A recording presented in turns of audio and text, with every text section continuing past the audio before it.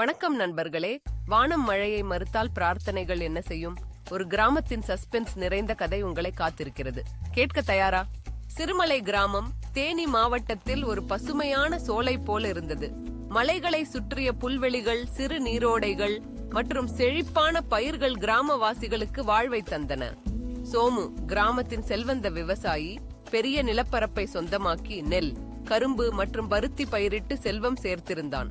அவன் நம்பிக்கை தன் செல்வத்திலும் வானத்தின் மழையிலும் மட்டுமே இருந்தது.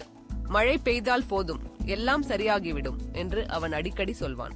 மறுபுறம் மணி ஒரு எளிய விவசாயி. அவன் சிறு நிலத்தில் மிளகாய், தக்காளி மற்றும் சிறு தானியங்களை பயிரிட்டு மனைவி சரஸ்வதி மற்றும் மகன் கார்த்திக்குடன் எளிமையாக வாழ்ந்தான். வானம் மழை தரும், ஆனால் நாம் நிலத்தை தயார் செய்ய வேண்டும் என்று மணி நம்பினான். அவன் மரங்களை நட்டு மழை நீரை சேமிக்க சிறு குழிகள் தோண்டி தன் நிலத்தை பாதுகாத்தான். சோமு இதை கேலி செய்தான். உன் மரங்கள் மழையை வரவழைக்குமா? என் பணம் அதை செய்யும். ஆனால் ஒரு ஆண்டு வானம் மாறியது. மேகங்கள் மறைந்து சூரியன் கொடூரமாக எரிந்தது. மாதங்கள் செல்ல மழை பெய்யவில்லை. நிலம் வறண்டு பயிர்கள் மஞ்சளாகின. கிராமவாசிகள் பசியால் தவிக்க தொடங்கினர். சோமுவின் பெரிய பண்ணை முதலில் பாதிக்கப்பட்டது. நெல் வயல்கள் கருகி கரும்பு சுருங்கியது. வானம் ஏன் இப்படி செய்கிறது என்று அவன் கோபமாக கத்தினான். சோமு ஒரு திட்டம் தீட்டினான். நாம் வானத்திடம் மழை கேட்க வேண்டும் என்று கிராமவாசிகளிடம் அறிவித்தான்.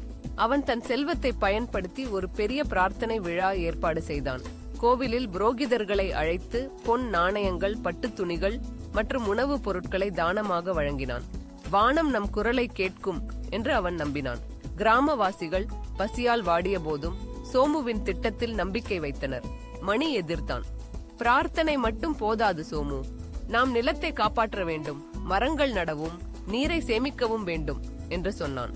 சோமு கோபமாக, உன் மரங்கள் என்ன செய்யும்? என் செல்வம் வானத்தை அசைக்கும் என்று பதிலளித்தான். மணி அமைதியாக தன் சிறு நிலத்தில் உழைத்தான்.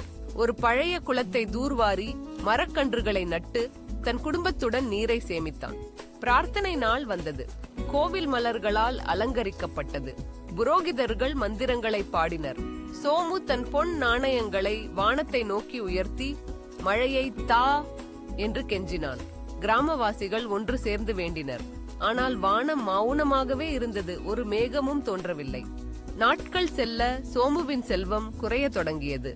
அவன் பண்ணை திவாலானது. வேலையாட்கள் அவனை விட்டு சென்றனர். கிராமவாசிகள் கோபமடைந்தனர். நீ எங்கள் நம்பிக்கையை வீணாக்கினாய் என்று குற்றம் சாட்டினர். சோமு தனிமையில் தவித்தான். ஆனால் அவன் பெருமை அவனை மறுக்க தூண்டியது. வானம் இன்னும் கேட்கும் என்று அவன் தன்னை தேற்றினான்.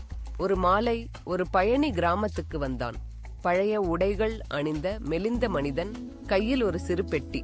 அவன் சோமுவை சந்தித்து, இந்த வெள்ளி விளக்கை கோவிலில் ஏற்று மழை வரும் என்று சொல்லி ஒரு தேய்ந்த விளக்கை கொடுத்தான். ஆனால் நீயே அதை செய்ய வேண்டும் என்று எச்சரித்தான். சோமு சந்தேகமடைந்தான். ஆனால் அவன் நம்பிக்கை இழந்த நிலையில் அதை ஏற்றுக்கொண்டான்.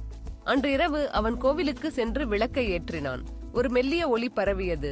வானத்தில் ஒரு சிறு மேகம் தோன்றியது. சோமு மகிழ்ந்தான். இது வேலை செய்கிறது என்று நினைத்தான். ஆனால் மழை பெய்யவில்லை. அதற்கு பதிலாக அவன் பண்ணையில் ஒரு சத்தம். நிலம் பிளவுபட்டு அவன் சேமித்த சிறு நீர்த்தேக்கம் கசிந்து போனது. அவன் திகைத்தான். இது வானத்தின் பதிலா அல்லது அவன் தோல்வியா? கிராமவாசிகள் சோமுவை சூழ்ந்தனர். நீ வானத்தை ஏமாற்ற முயன்றாய், இப்போது எங்கள் நீரும் போனது என்று கத்தினர். சோமு தன் தவறை உணர்ந்தான். ஆனால் இது பயணியின் தவறு என்று பதிலளித்தான். ஆனால் அவன் தனிமையில் மணியின் நிலத்தை நினைத்தான். அங்கு மரங்கள் நிழல் தந்து குளம் நீரை பாதுகாத்திருந்தது. ஒரு நாள் மணியின் நிலத்தில் ஒரு சிறு மழை பெய்தது. அவன் மரங்கள் மற்றும் குளம் அதை சேமித்து பசுமையை திருப்பியது. கிராமவாசிகள் ஆச்சரியமடைந்தனர். மணி எப்படி செய்தான் என்று பேசினர். சோமு தன் பெருமையை விழுங்கி மணியிடம் சென்றான். எப்படி என்று மெல்ல கேட்டான். மணி புன்னகைத்தான். வானம் பிரார்த்தனையை மட்டும் கேட்காது, நம் உழைப்பை பார்க்கிறது. நான் நிலத்தை கவனித்தேன், அது என்னை கவனித்தது. சோமு மாறினான். அவன் மணியுடன் சேர்ந்து மரங்கள் நட்டான், குளங்களை தூர்வாரினான். அவன் செல்வத்தில் எஞ்சியவற்றை கிராமத்துக்கு பகிர்ந்தான். மரக்கன்றுகள், கருவிகள், உணவு. மெல்ல மெல்ல வானம் மீண்டும் மேகங்களை தந்தது. ஒரு பெரிய மழை பெய்தது. கிராமம் முழுவதும் பசுமையாக மாறியது.